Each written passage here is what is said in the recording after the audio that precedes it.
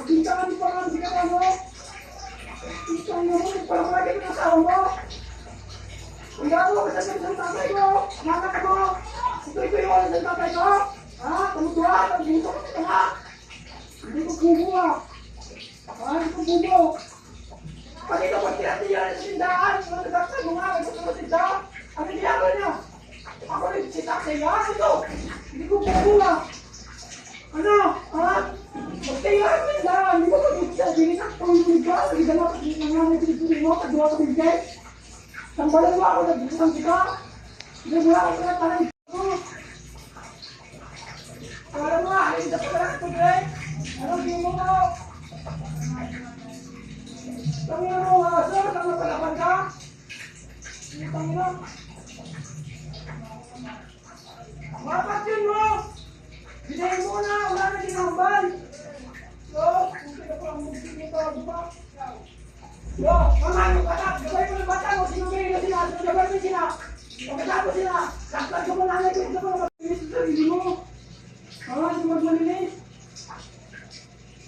Kung hindi nyo magpiyan ka sa nanay kung pinagmali niya, beda ko, ulo mo.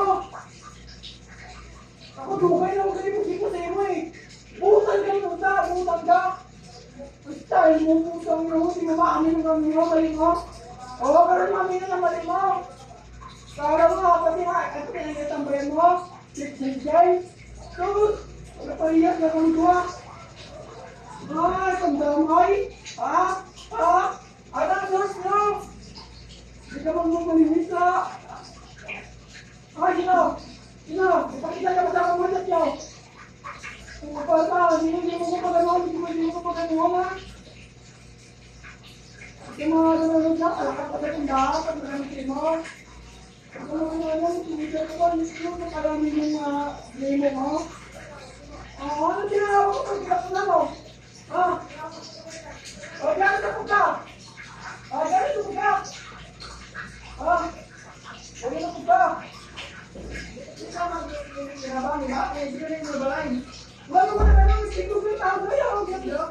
Hinahambal ko siya si Lord, bitinto ng tao ko ginaulat na ko. Wala nang kapigilo ka mali. Wala, di ba? Ano wala? Ano bitinto ka rin ng tao, bitinto. Wala, di ba? Wala. Ano wala? Ano ko muna? Ano mo? Oh! Kita ka pala. Ano ka?